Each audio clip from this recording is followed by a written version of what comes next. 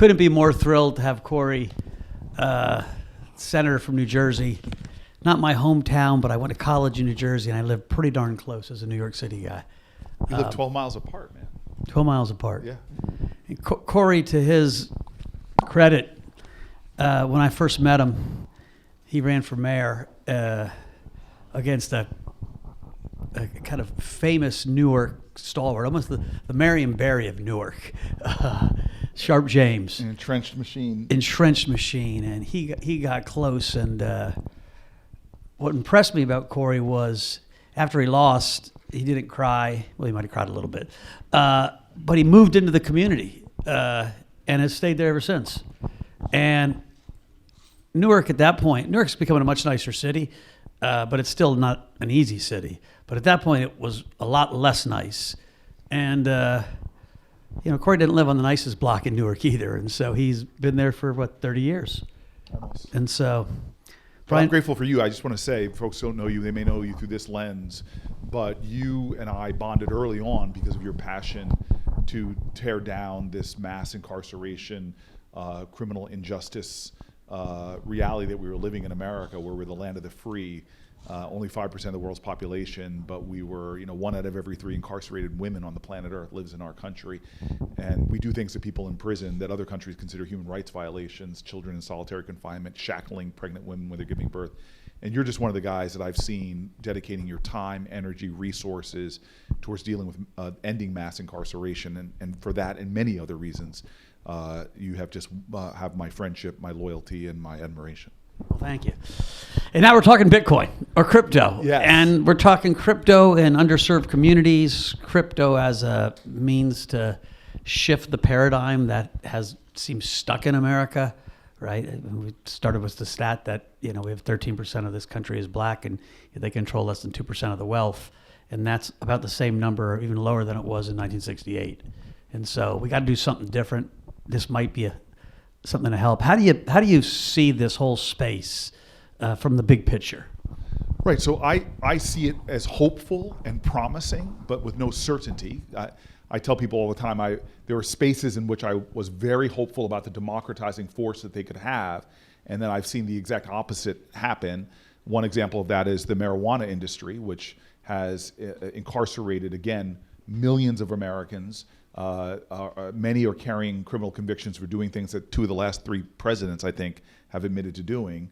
And I was hoping that legalization would not only help to undo all these or expunge all these records, but open up equal economic opportunity. We're just not seeing it play out that way, with blacks controlling very small percentage of the economic opportunity there. So when it comes to the crypto space, I have the same hope, and just like with marijuana, as a person that's been leading on marijuana issues in the Senate for 9 years, I saw this as a similarly hope and similarly need to get involved.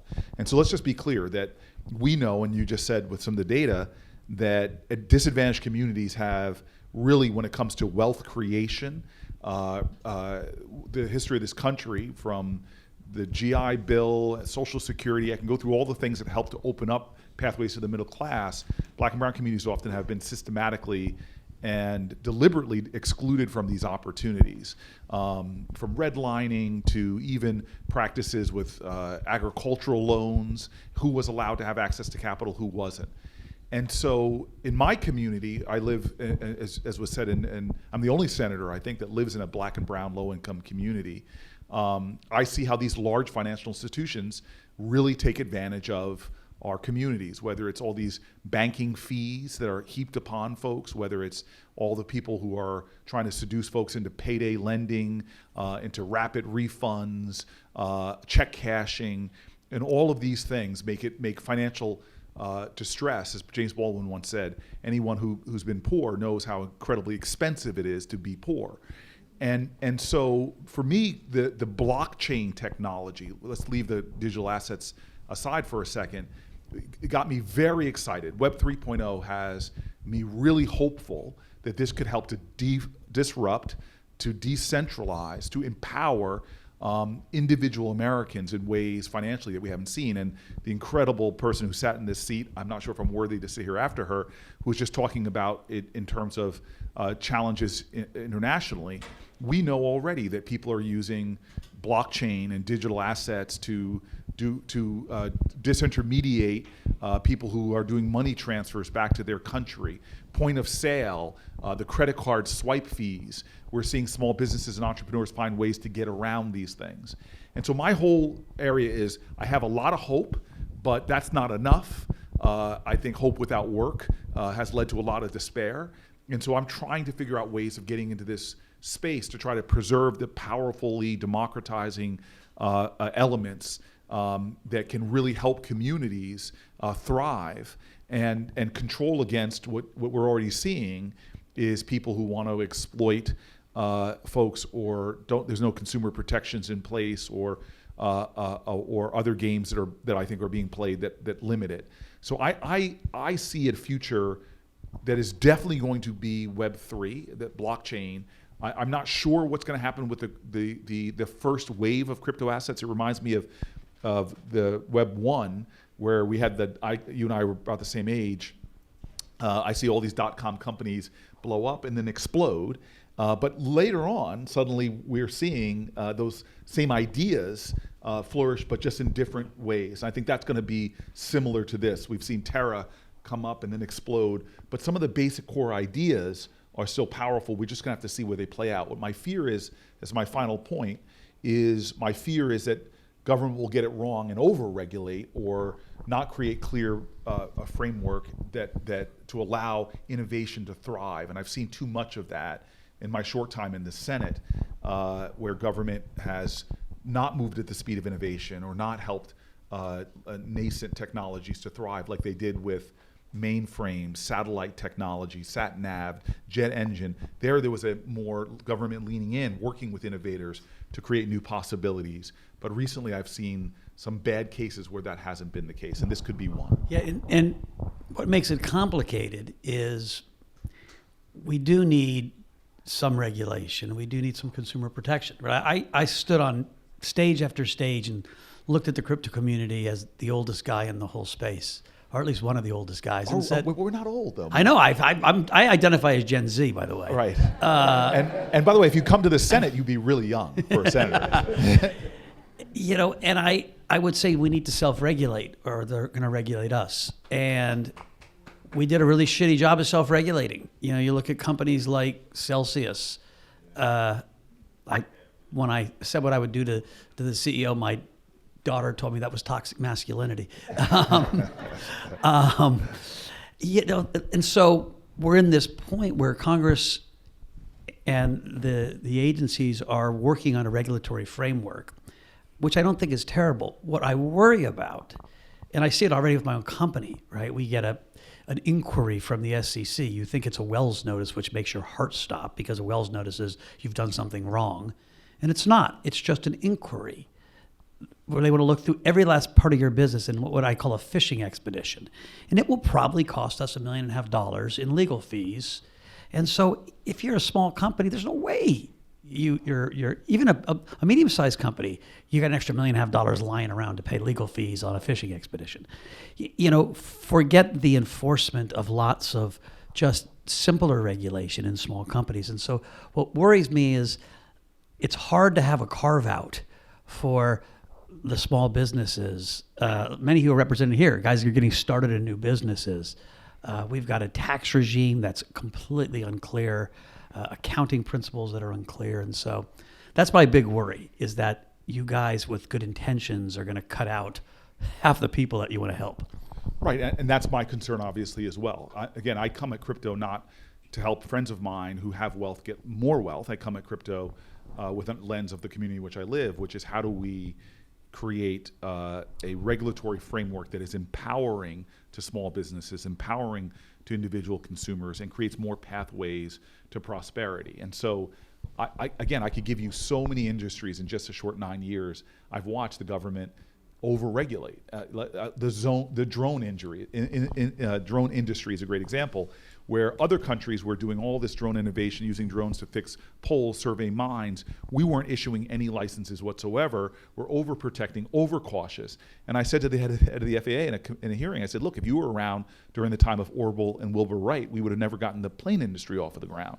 And so that's my concern, that there are some people on my side of the aisle that think it's this infantilization of consumers, that we want to protect you, so we're going to make it illegal for you to even trade in these spaces.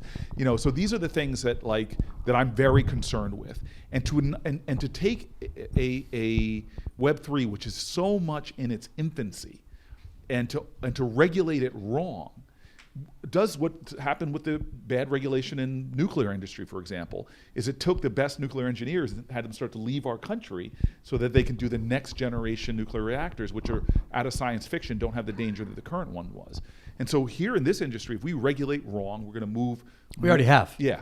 We've already moved a lot of people offshore. No, it is frustrating, and it's a real risk. What's complicated about crypto is it's not one thing. Right. There's Bitcoin, which is a monetary phenomena, right? It's a monetary policy phenomena. There's Web3 NFTs. I was saying this earlier, right? If you think about one lane for Black America dominates culture, but they don't own culture. Right. And here's a way for Black performers and artists and creators to start connecting to their fan bases direct. Right. And so there's a ton of hope, but even that, to have a crowdsource fundraise from your fan base to fund your next album or your next 3 albums instead of going to the A&R department at one of the big companies, you probably get 1/3 the dilution or 1/5 the dilution. There's a framework to set that framework up. That's a security. And unless you get an exemption, it's too expensive. And so it's too hard. So that's where I need you guys to get into the detail. but so I mean, you created the exact, and I love the consciousness you have on these issues. I mean, we're sitting in a room where if you look at sort of the clothes we're wearing, the songs we were listening to as we walked in here, Black culture has so shaped this country, but yet I've watched from my parents' generation and my grandparents' generation, African Americans dying with very little wealth, even though they made such great cultural contributions. So now imagine with blockchain, that you can literally write into the contract of the first sale that every time the sale sells again, a percentage of that overall sale. So as you bid up that artwork of that Black artist that you discovered and you bought their first piece, every time you resell that now, that original artist, because of the blockchain, can get a piece of that. This is a whole new way of letting creators share in wealth. And that's what I talk to a lot of my colleagues, which I don't think they understand, because crypto coins are getting all the attention, but the technology underlies this is creating a whole new set of possibilities that are going to transform or have the potential to transform our society. And so I just want to be specific, folks, understand that I just talked to Debbie Stabenow who's a chair of the Ag Committee, which, as you said, there are different pieces of this. The SEC should continue to regulate in their lane. There are things like, I think Ethereum and others that are clearly commodities. And so we're moving to do what I think is a smart set of regulations.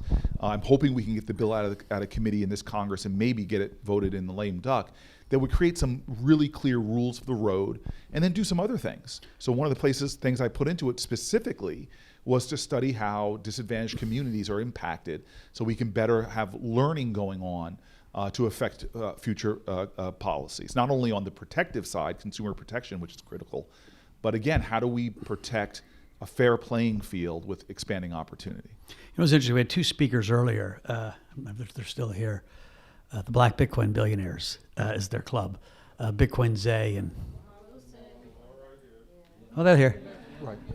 Right. And they have spent the last 6 years basically on an educational tour. And when I pushed what they were educating, it's just financial literacy.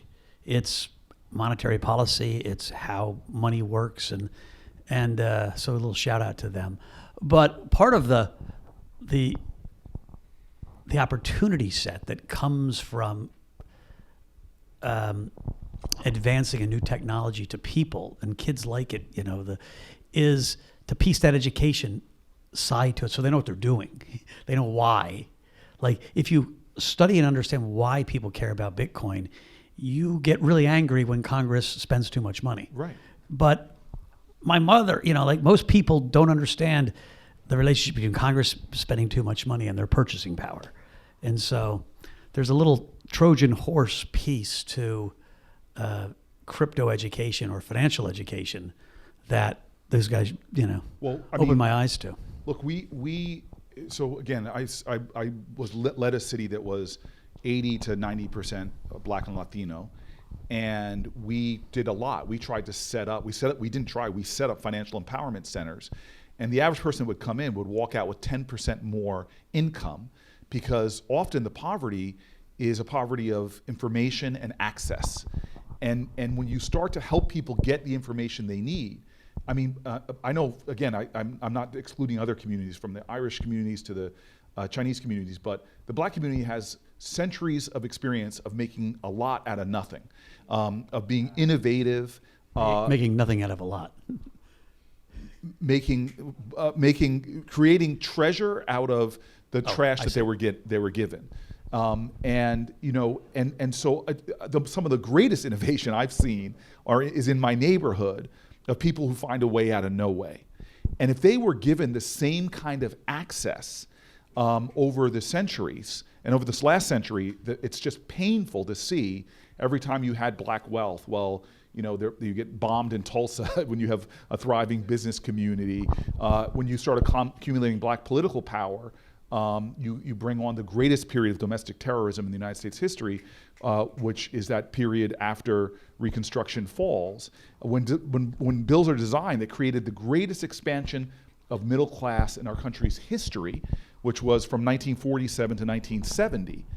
Well, that was the exact same period that the greatest exclusions we were seeing written into law, like redlining and taking entire industries and exempting them, where Blacks were most representative, like agricultural workers or domestics. And so that's what frustrates me, is we have this historical amnesia, that we look at this period up until the time I was born, where government overtly, I mean, Blacks after the Civil War owned a amount of land in the nation that was commensurate with their numbers. And then you see this very systematic racism that was excluding Black farmers from access to government resources that were given freely to majority farmers. And so, and it has basically wiped out billions of dollars worth of African American land ownership in this country.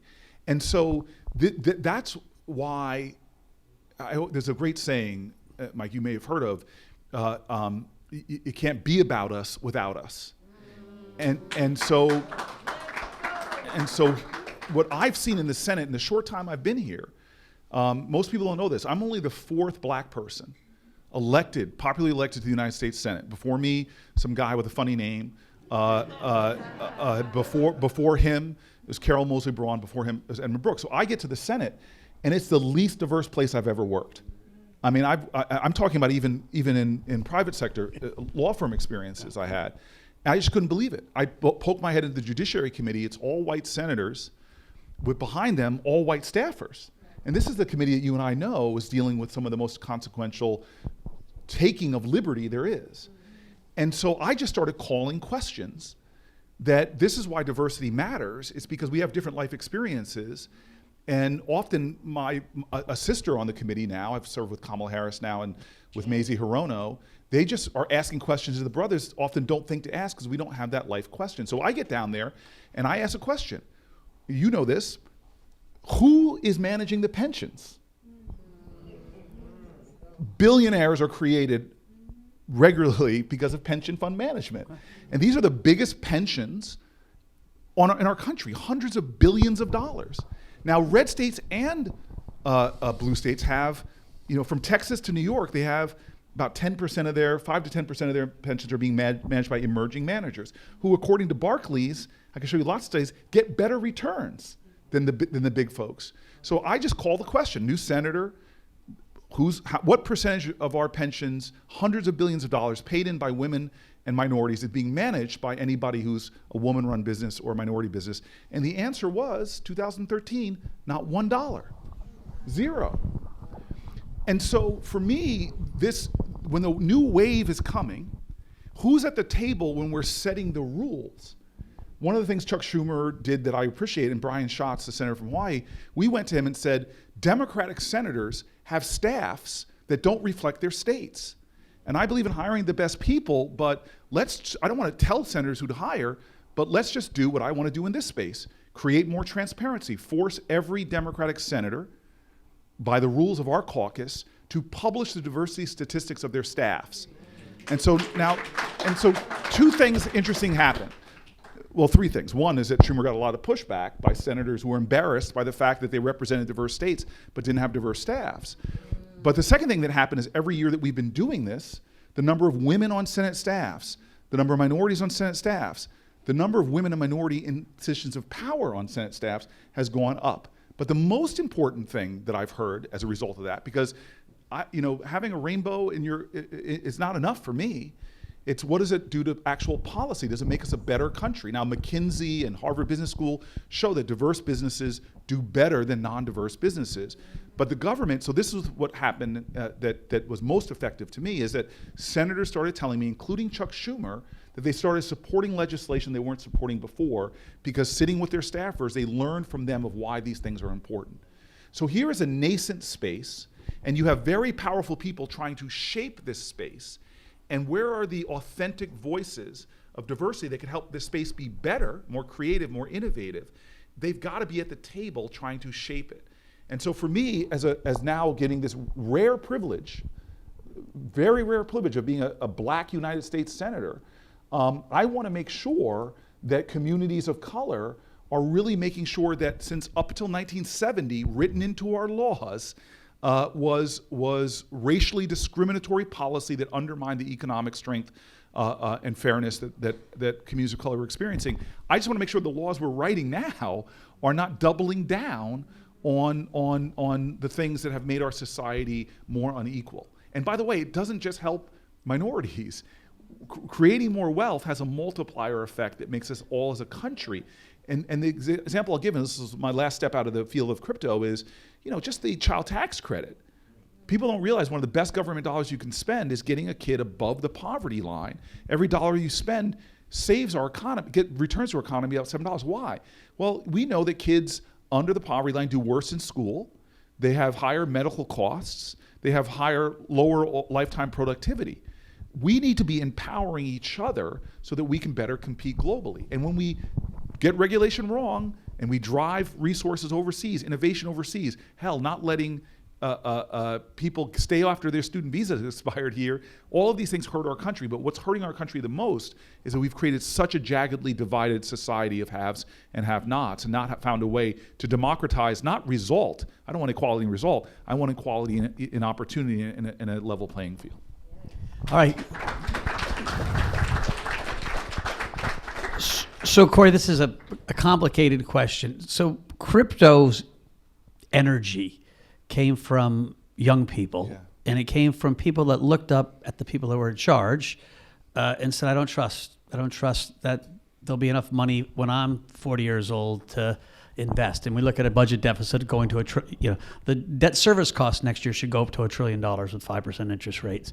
That's bigger than we spend on the military. It's bigger than we spend on a lot of discretionary programs, or all the discretionary programs, I think.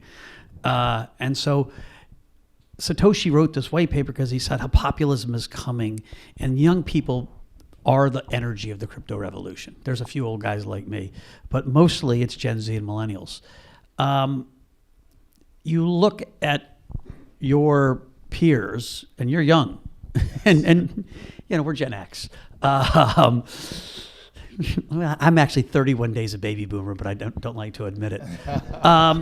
But we have this gerontocracy that's been in charge. We had 4 congressmen here today, all on the younger side, all really engaged in this issue. How do we cross this age divide? Because you were talking about children.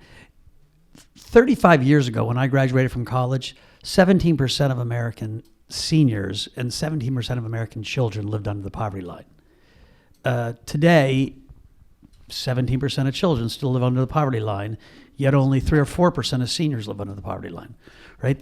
The generation in charge is taking care of themselves because that's what people do at the expense of youth. That's why crypto doesn't go away, even though it crashes every once in a while. Young kids keep pouring into it. How do we deal with that? How do we change power, or at least shift more young people in positions of power? Just interesting. Crypto literacy in Congress is completely correlated to age. Yeah. What do we do? Well, I mean, it speaks to a larger problem we have in our country, is that we are in this us versus them mentality, which ultimately that severed sense of belonging will only divide. We need to get into a sense of multiplication, not division. We are such a division country right now that's making us all weaker when we're pitting groups against each other.